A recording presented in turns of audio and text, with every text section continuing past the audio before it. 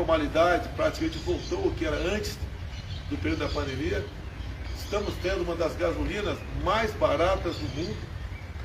Também o etanol baixou muito de preço. Recebemos na semana passada o primeiro navio russo com diesel.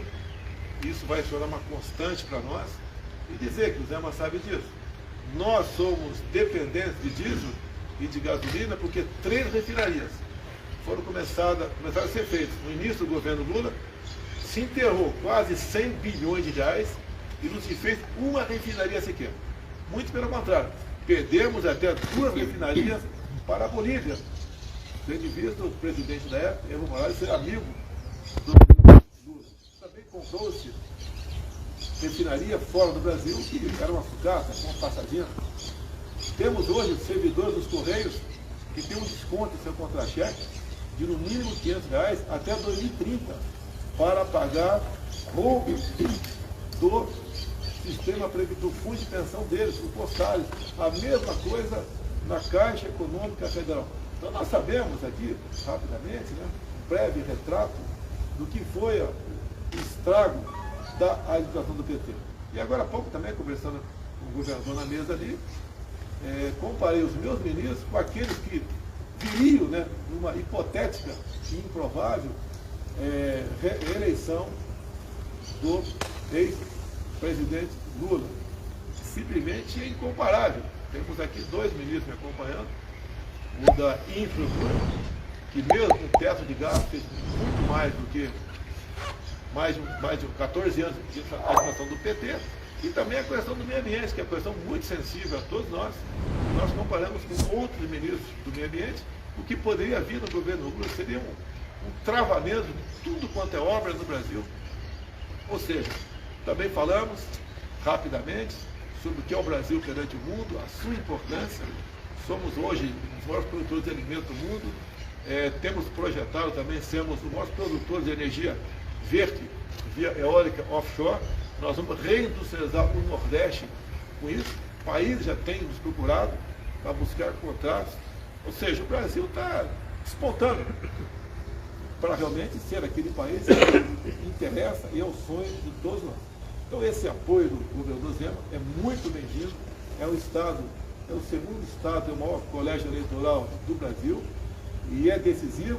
Só quem ganha lá, diz a tradição, pode realmente chegar à presidência da República. Então há esse interesse meu, obviamente, por parte do governador, como agora tem 2 opções, entre as 2, uma descarta de imediato e a outra é continuidade do que fizemos até o momento e fará bem para o Estado de Minas e para o Brasil. Então eu agradeço aqui o apoio do Zema nesse momento, mais do que bem-vindo, ele é essencial, ele é decisivo para a nossa reeleição. Muito obrigado, Zema. Governador, uma pergunta. A votação do senhor foi bem maior do que a do presidente em Minas. Queria saber o que o senhor atribui esse resultado, o senhor acha que dá para diminuir essa diferença? Toda certeza. O eleitor é pragmático e eu sempre menciono que ficou erroneamente na memória do brasileiro uma ideia de que nos anos Lula nós tivemos uma prosperidade.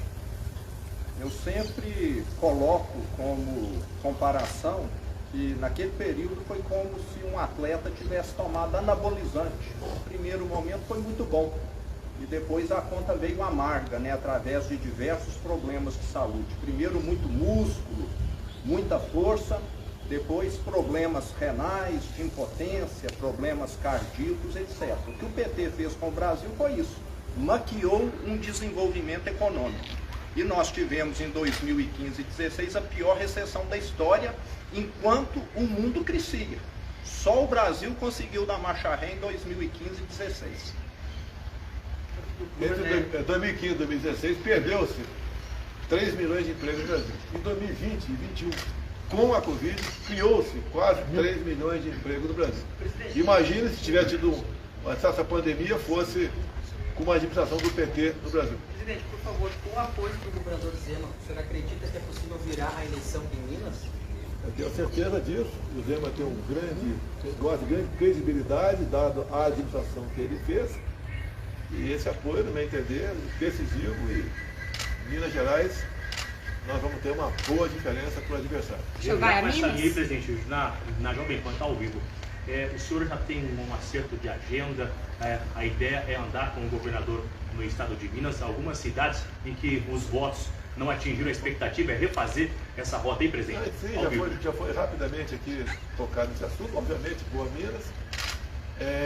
Dia 12, votar em Minas Gerais, no encontro com o apóstolo Valdemiro, um encontro religioso. Eu até já agradeci ele agora há pouco, fiz um vídeo para ele. E temos também já pré-acertado uma agenda política no Estado. Eu pretendo ir pelo menos 3 vezes no Estado de Minas Gerais. O senhor vai a São Paulo hoje? Tenho 2 eventos também religiosos em São Paulo, vou com a minha esposa, que é evangélica. E temos uma outra atividade também que está faltando, a gente só a confirmação para participar da mesma. São 2 policiais militares que foram feridos. Uma situação cujos criminosos receberam recurso para executar essa ação criminosa, 2 policiais fardados, por ocasião do dia das eleições. Graças a Deus sobreviveram. E nós vamos inteirar melhor desse assunto. E se for possível, se assim as autoridades sanitárias permitirem, pretendo visitar esses policiais. Hoje o senhor recebe o governador Cláudio Castro também? O senhor pretende receber outros governadores eleitos, presidente, nos próximos dias? Eu conversei com o Cláudio Castro por telefone, está fechado o apoio dele. Conversei também com o Ronaldo Caiado de Goiás, devemos encontrar brevemente. Conversei também com o Ratinho Júnior do Paraná. E está, a princípio, está pré-acertada uma agenda que deve ser em Minas Gerais, com o Zema, para nós, discutirmos mais sobre o futuro de cada ente da federação. Mas a agenda com o Cláudio Castro é hoje, presidente? Tem expectativa de aumentar para atender as mulheres, no final do ano, algo assim? A questão das mulheres é uma narrativa contra a gente. Você pega, por exemplo, 420 mil títulos da reforma agrária, 80% foram para as mulheres.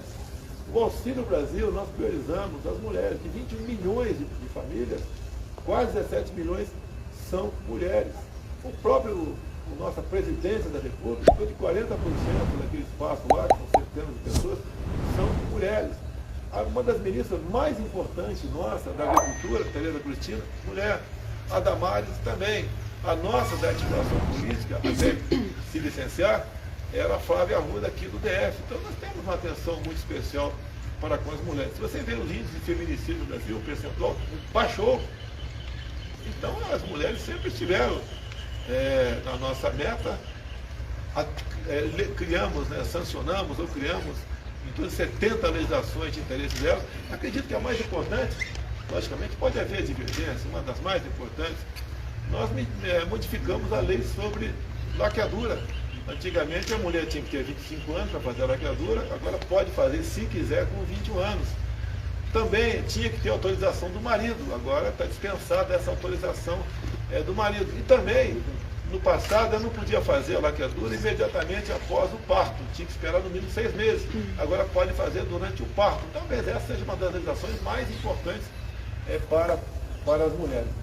E eu digo para vocês, os números de violência contra a mulher têm diminuído. Outro dia, no evento na presidência, eu falei que o nosso governo foi o governo que mais prendeu machões pelo Brasil, com operações patrocinadas, coordenadas pelo ministro antes da Justiça, com as respectivas secretarias de Sérgio da Federação, fizemos operações nesse sentido. Por isso, tem diminuído a violência contra a mulher. Mas vai ver o 13º auxílio? Já está acertado só para as mulheres uns 17 milhões a partir do ano que vem.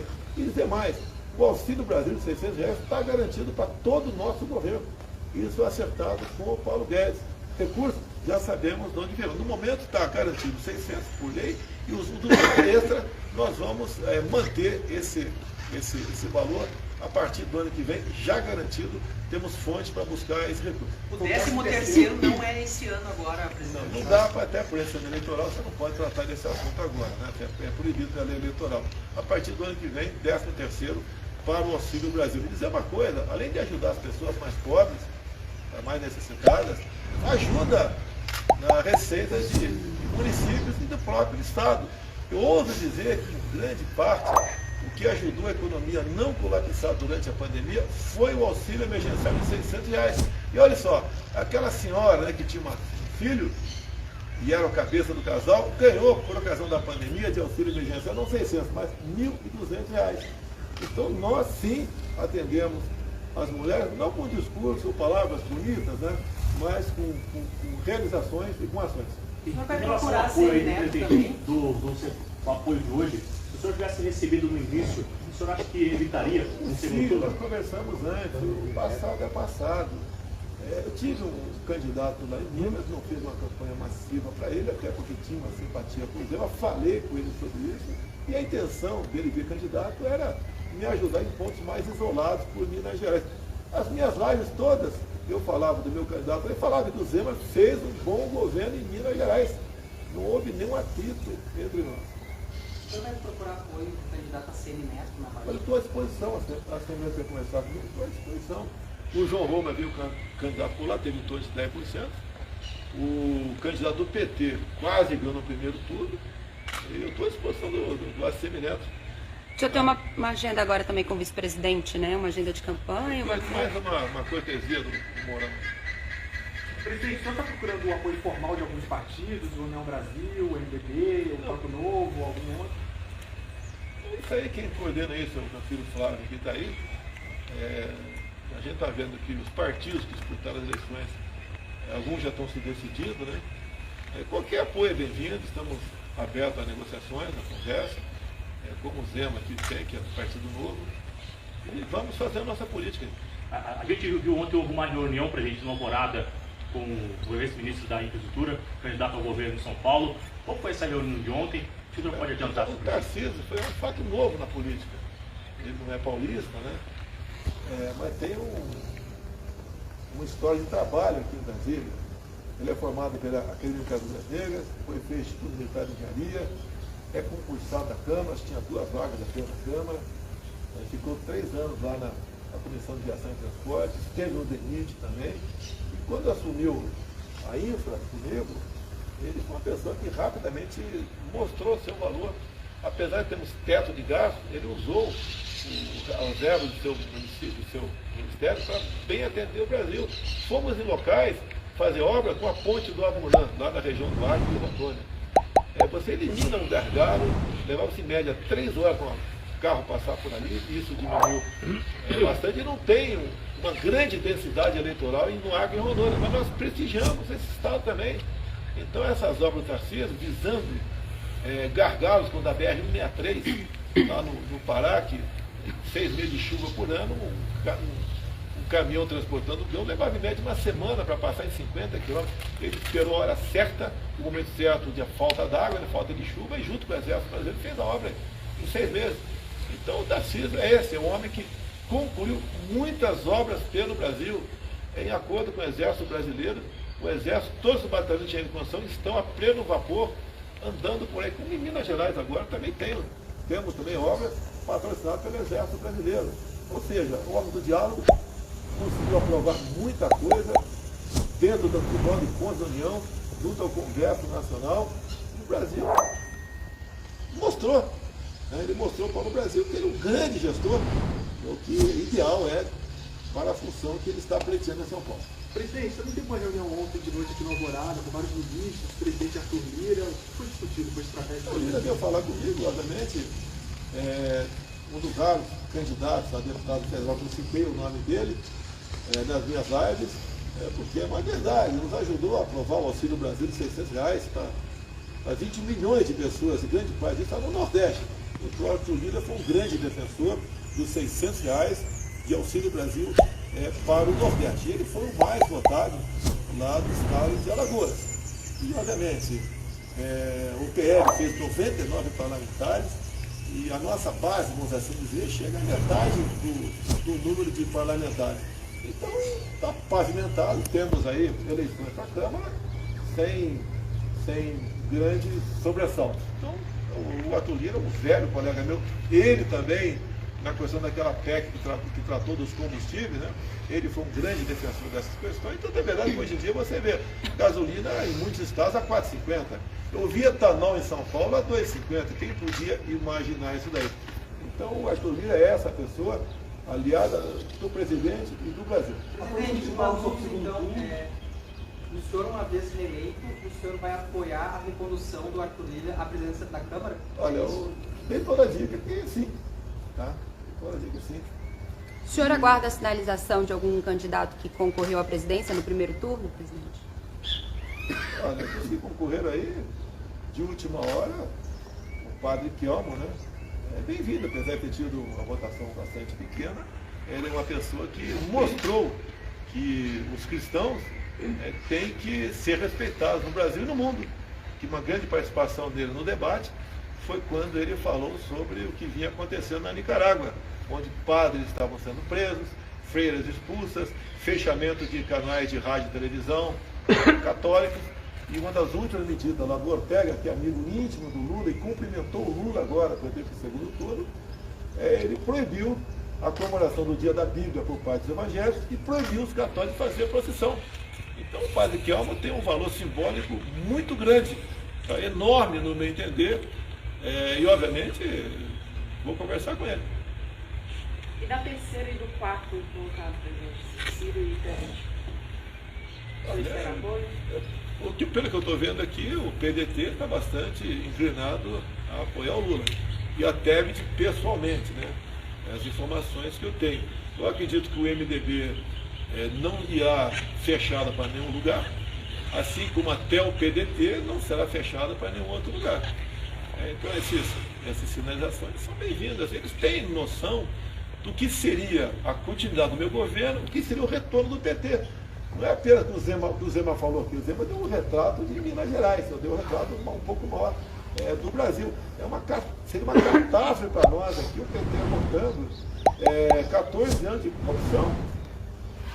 A Petrobras, eu sempre falo, endividamento 900 bilhões de reais, o suficiente para fazer 60 vidas no São Francisco. O BNDES, próximo a 400 bilhões, Caixa Econômica 45 bilhões. Queremos isso de volta para o Brasil? O Brasil podia, se eu tivesse pego o Brasil em 2003, como ele pegou com as commodities lá em cima, economia praticamente acertada, e ele foi para distribuir cargos no governo troca de apoio, então loteou estatais, bancos oficiais e ministérios com partidos políticos que tinham outros interesses, né, em grande parte, não são todos, a não ser em fazer caixa para a campanha e se enriquecerem muitos deles. Então isso que aconteceu. O grande problema do Brasil é quando há uma mistura muito grande entre os poderes. Os poderes têm que ser harmônicos, independentes, se respeitar entre si. Alguma participação sim, até porque eu não tenho como, por exemplo, ocupar todos os cargos que tem se não tiver indicação de terceiro, e muitas indicações por parte do Legislativo são bem-vindas, outras nem tanto. A gente faz o dever da triagem e toca o barco.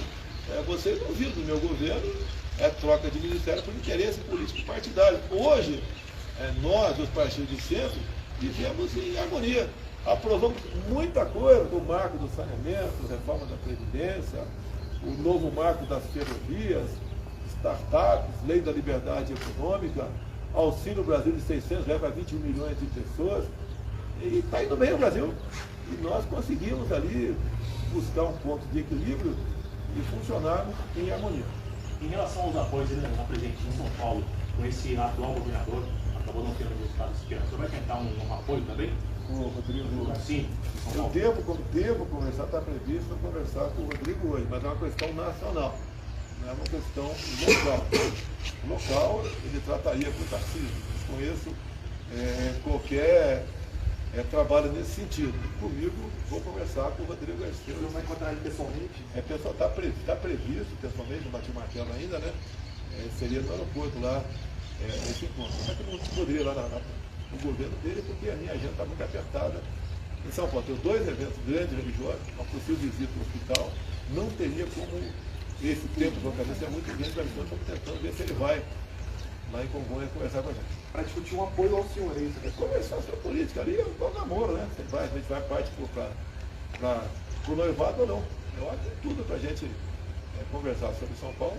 Eu acredito que naturalmente uma parte considerável do PSDB viria comigo em São Paulo, que não vai apoiar o PT, até pelo histórico do Lula, pelo histórico do estrago que o Haddad fez em São Paulo também, o próprio prefeito da história da capital paulista, além de outras questões, né? O Haddad, enquanto ministro da Educação aqui, investiu em pautas contra os costumes, pautas contra a família. Aquela história do kit, né? Que agora a Justiça Eleitoral resolveu agora fazer censura para tudo, né? Faz para eles, quando a meu favor, eu não ganho nada. Eu tenho que fazer a live aí fora. Você sabe quanto gasto fazer uma live aqui, pessoal? Talvez alguns centavos da energia elétrica. Sabe quando eu saio daqui? Eu gasto alguns milhares de reais, que são 8 carros blindados, uma ambulância, segurança, no 1050 segurança. Então, para mim, tudo contra, do outro lado a favor. Bem, vai dar tudo certo, se Deus quiser. Acredito na reeleição, acredito no povo brasileiro, acredito em Deus, acredito que o reconhecimento se fará presente cada vez mais nas urnas para o bem nosso de vocês da imprensa também. Apesar de nós termos tido algum atrito, eu não tomei nenhuma medida para cercear a liberdade de vocês, enquanto que o outro lado, Lula, o tempo todo fala que vai democratizar, vocês sabem o que significa isso, a mídia, vai fazer certas censuras a vocês, vai fazer com que vocês percam a liberdade. E eu, apesar das críticas que eu sofro, grande parte injusta, né, eu prefiro uma imprensa trabalhando dessa forma do que em casa, ou não fazendo nada. Então aí já começa uma grande diferença entre nós. A palavra liberdade é uma palavra que é um abstrato aí, mas um homem ou uma mulher não vive sem liberdade. Eu costumo dizer, se você perde quase tudo de bens materiais da vida, por um motivo qualquer, você pode recuperar, você tem liberdade para ir atrás e lutar pelos seus sonhos. Se você perder a liberdade, você vai ser um zumbi. Olha como vive o pobre do povo cubano, o pobre do povo venezuelano. Para onde está indo a nossa Argentina? Há poucas décadas tinha um PIB parecido com o do Brasil e hoje 40% da população vive na pobreza. Na proposta inicial do Lula para esse governo, ele falava em regular o agronegócio. Depois retirou. O que é regular o agronegócio? É taxar. Quanto o agronegócio é taxado no Brasil? É taxado em zero no Brasil. Na Argentina tem produtos taxados em até 33%. Algo que encarece o preço na prateleira de quem vai consumir, da população. Fica mais oneroso para o produtor exportar, ele acaba não investindo no agronegócio. A Argentina está fadada a ser uma Venezuela de verdade. Não, ok. Bom dia, senhores.